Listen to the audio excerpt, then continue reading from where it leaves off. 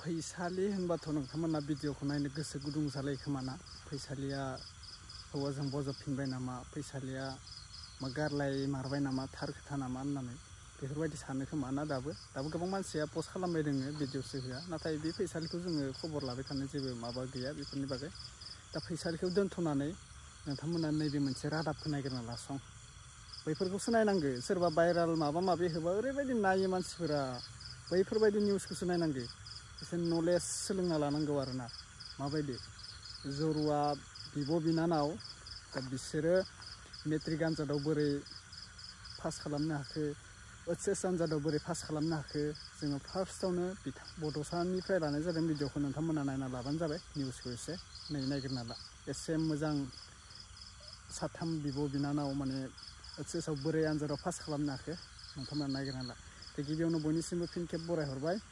गासिबो भिडिअखौ लाइक खालाम शेयार खालाम साबस्क्राइब खालाम भिडिअखौ जों फार्स्टआव नायग्रोना लानोसै सेकेन्ड डिभिजनाव पास खालामदोंमोन पुरुनदंला हाई स्कुलनिफ्राय पास खालामदो ओमफ्राय सेकेन्ड इयार फाइनालखौ फार्स्ट डिभिजन उथ्रिनानै माबा 63% लादो ओमफ्राय जोंनि रिजाल्टखौ आदा नायदो कान्टानिखौ नायदो ओमफ्राय गोसोखौ माबायदि मोनदों रिजाल्टआ फार्स्ट डिभिजन फैयोब्ला गोजोननाय नांदो ओमफ्राय मा दा इयुन सिमां मा दं आं पुलिस जानो लुबैयो पुलिसल' जाबा जोंना अफिसार जानो नाजाब्ला नाजायोब्ला हायैनि जेबो खोथा गैया दायो मेजरखौ लानाय सानदों नामा आयदायाव दाथ' नोंसोर डिग्रि मोनबाय एमआइएल नालाय फ्रान्स इयुन लागोन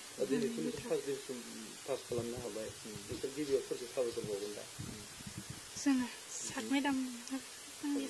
फोरोंगिरिखौ नोंसोरखौ बेबायदि बांसिनसो थुलुंगा होयो न'खराव जोंखौ आइबो होयो आदाबो होयो आबैयाबो होयो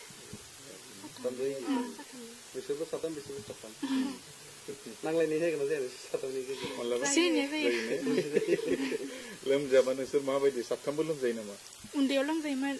ओमफ्राय दायो लोमजाया गाबनो ओंखारबा बयबो साथामबो गाबनो ओंखारोमोन नामा बिदि जायोमोन नामा दा जाला ना दा जाला सिगाङाव जायोमोन बेसेबां गोदोर लासै नोंसोर मिथिनाया क्लास 8 लासै खुलुमबाय आंनि मुङा थरायना कान्ता बसुमतारी आं गुदि फरायसालिखौ पुब आफ्रिकायाव फरायदों ओमफ्राय एमएखौ पुरुनदंला हाई स्कुलाव फरायदों ओमफ्राय मेट्रिकखौ मानानै पास जानानै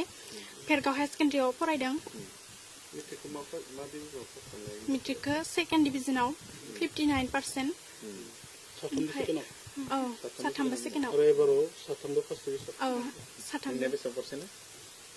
माबायाव दा 67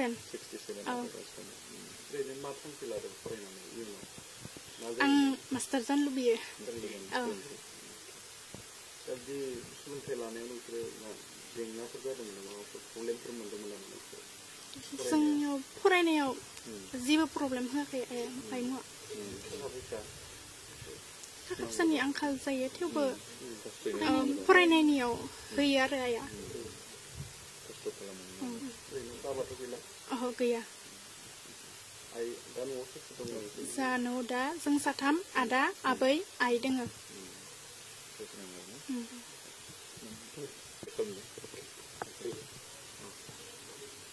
गिबि नोंनि नामखौ बुंग्रोदो बेनिफ्राय बबे फरायसालियाव गुदि फरायसालिखौ बहा फरायदों खुलुमबाय आंनि मुङा ललिता बसुमतारी आङो एलपि गुदि फरायसालिखौ पुब आफ्रिका सानजा पुब आफ्रिका गुदि फरायसालियाव फरायदोंमोन ओमफ्राय एमएखौ एमए स्कुलखौ पुरुनदंला स्कुलाव फरायदोंमोन हाई स्कुलाव बेयावनो बेनिफ्राय मेट्रिक आनजादखौ उथ्रिनानै भेरगाव हायार सेकेन्डारि कलेजाव फरायदोंमोन आं ओमफ्राय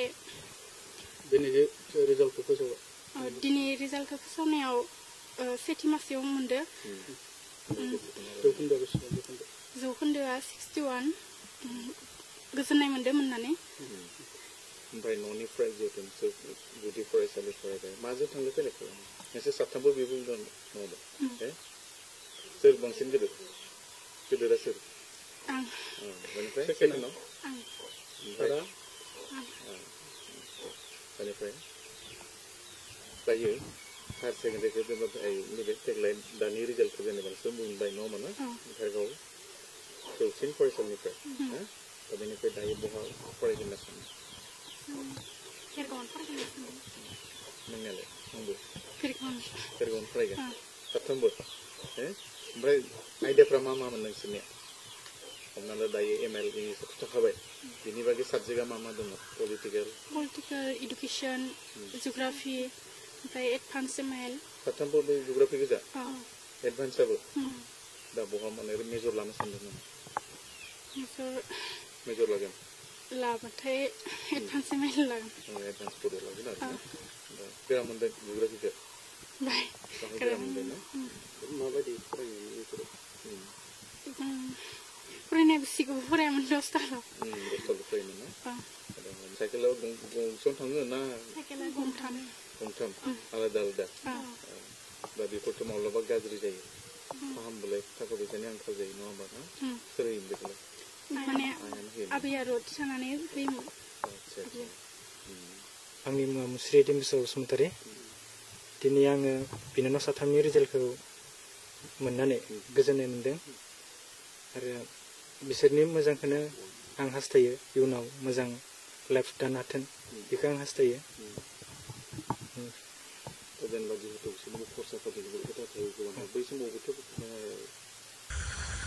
नुखाबाय बैफोरबायदिसो जानांगौ आरोना दा फरायनाय होनना बुङोबा गोरिब धोनिनि लोगोआव खोथा गैया नाजानायखौ जुदि सानफ्रोमबो मानसिया जुदि नाजाबाय थायोब्ला गोदै फिथाइखौ मोनफुङो होननाय बेनो जानांगौ गोरिब न'खरनि गथ'फोरा एसे खस्थ' जायो नांगौखिनिखौ मोना जि नांगौ फरायनो हाया खायफा मानसिफोरा टिउसनबो मोना नालाय फरायनायाव गोरिब न'खरनि मानसिफोरा दा टिउसननिबा माबा नांगौ जायो आरो आंखाल जायो बेफोरबायदिनो थाखा फैसा गैयियाव होनो हाया नाथाय गावनि खस्थ'जों फरायनानै जोंहा गोरिब न'खरनि गथ'फोरा गोबां साक्सेस जाबोगासिनो दा थेंक इउ स' माच बेफोरबायदिनो जोंनि बर' हारिखौ मुं सुफुंनो नाजा मानो होनबा बेफोरबायदि एचएस पास खालामनाय डिग्री पास खालामनाय BA कमप्लिट खालामनाय गोबां मानसि जोंहा नुनो मोन्दों जोङो गोरिब न'खरनि धोनिजों बायदि एभेलेबेल बुस्थु मोनाबाबो खस्थ' खालामनानै फिथाइखौ गोदै खालामगासिनो बिमा बिफाखौ एसे फोरोंगासिनो नायफिनगासिनो सोरबा जब मोन्दों मावनानै फरायनानै मोजां माबानानै दा बेफोरबायदिनो जानांगौ बर' हारिफोराव गोबां बेकार मानसिबो दङ दा बेफोरबायदि बेकार थास्लायस्लाय मोजां फरायनानै मोजां बिद्दा खालामनानै माबा मोनसे गावनि आखायाव खामानि दिखांना लानो हायो बेफोरबायदि मोनसे माबा खालामनो गोनां जायो बिमा बिफानि साननाय हनायाबो आरो गावनि साननाय हनायाबोथ' साक्सेस जागोन दा बिमा बिफाखौ साननो नाङा बिमा बिफाया सानसे थैनानै थाङो मोजां जागोन नोंथांमोननिसो मोजां जागोन ना आखायाव माबा मोनसे खालामना लानो हायोब्ला बिमा बिफायाथ' सानफ्रोमबो जाबाय थाया दा बे मावना लानायनि थाखाय नोंसोरनि थाखायनो जायो आरोना जोंनि थाखायनो जायो बेफोरबायदि अब्ला बेखिनिसै लोगोफोर निउसखौ नायना बोरै मोनखो नोंथांमोना कमेन्ट खालामनानै बुङोबा भिडिअ बेखिनिसै भिडिअखौ शेयार खालामना होब्लानो जाबाय गोबां स्टुडेन्टफोरा बेफोरबायदि भिडिअखौ नायना लानो गोनांथार गासिबो बेफोरबायदिखौ भिडिअखौ नुवा नालाय शेयार खालामना होब्लानो जाबाय दे नेक्स्ट भिडिअ लोगो मोनसिगोन बाय